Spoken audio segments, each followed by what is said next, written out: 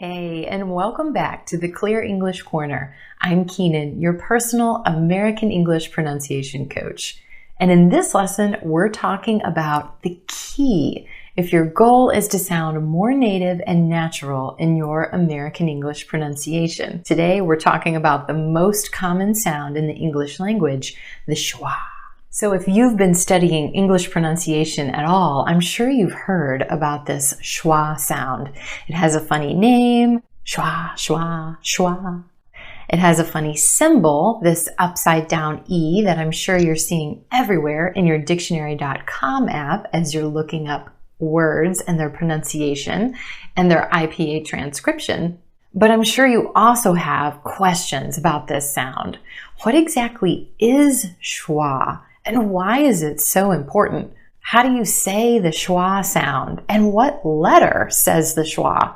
Well, in this lesson, we're going to answer those questions. So let's dive in. The schwa is key to natural sounding pronunciation in two different areas.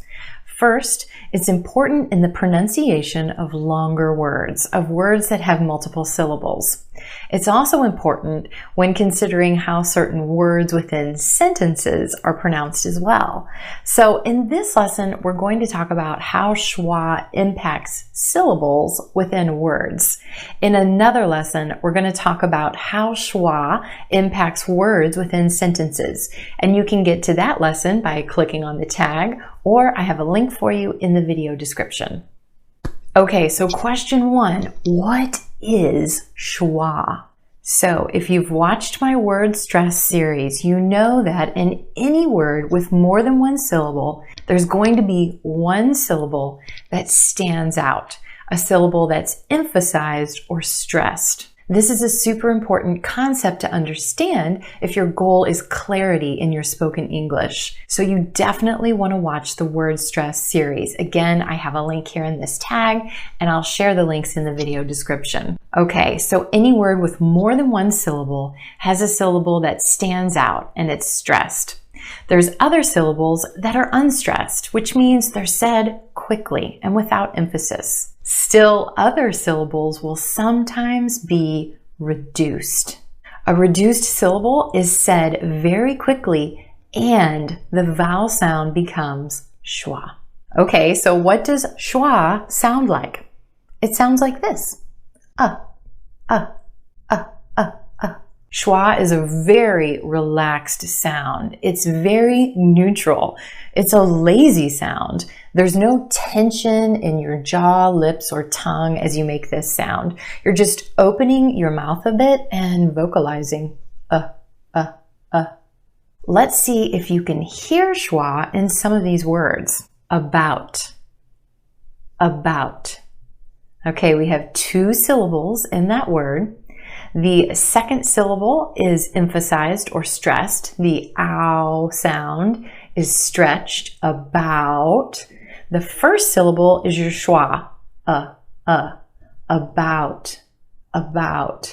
It's not about, it's about that. Let's talk about that. Okay, try this one. Today. Again, we've got two syllables in this word. Our second syllable has the stressed or emphasized vowel sound, A. We stretch that sound and put it in the spotlight. The first syllable is where we have our schwa sound, today. Today. It's not today, today. Later today. Let's meet later today. Another one, problem. Two syllables in this word. Our first syllable is emphasized. The problem is stretched and emphasized in the first syllable. Our second syllable is where you have your schwa, lum. Problem. What's the problem? Try this one, salad. Where's the stress in that word? Salad. If you said the first syllable, you're right. The a sound in the first syllable. Salad. The second syllable is our schwa. Lud. It's said very quickly, and we have that sound. Lud, lud. Salad, salad.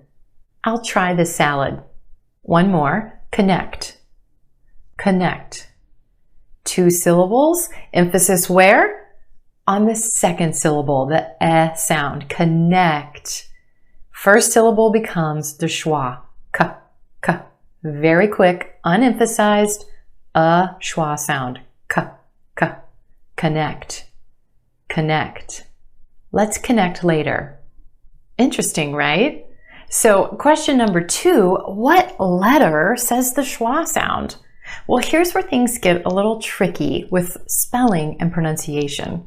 Any vowel letter can be the schwa sound. Let me say that again. Any vowel letter can be the schwa sound. That's why you can't look at a written word and necessarily know how it's pronounced. You have to get really good at being able to hear the schwa sound and then imitate it in your speech. Check out how the vowel sound changes in these words when they're put into a reduced syllable. For example, take the word M-A-N, man, man. Put it in this word and it becomes mun, mun. Salesman, salesman. Another example, O-F-F, off, off. Put it in this word and it becomes offend, offend. F-A-S-T, fast. Put it in this word and it becomes fust, fust. Breakfast, breakfast. And one more, P-O-S-E, pose, pose. But put it in this word and it becomes pus, pus. Purpose, purpose.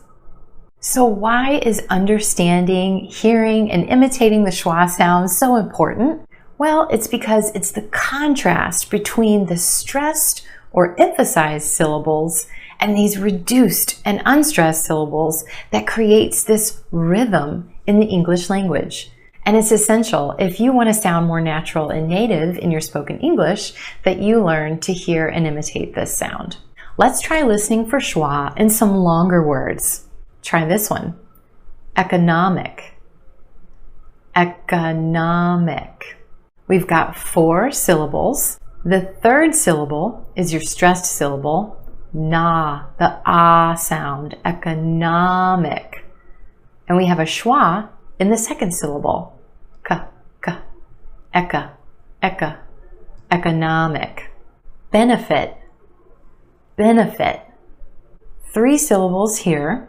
Our emphasis on the first syllable, the sound, benefit, benefit. That second syllable, that's where you'll find your schwa, na, na. Bena, bena, benefit. Individual, individual. 5 syllables in this word. Emphasis on the third syllable, the sound, individual, individual. The second syllable is where you have the schwa, d, d. Inda, inda. Individual, individual. Try this one.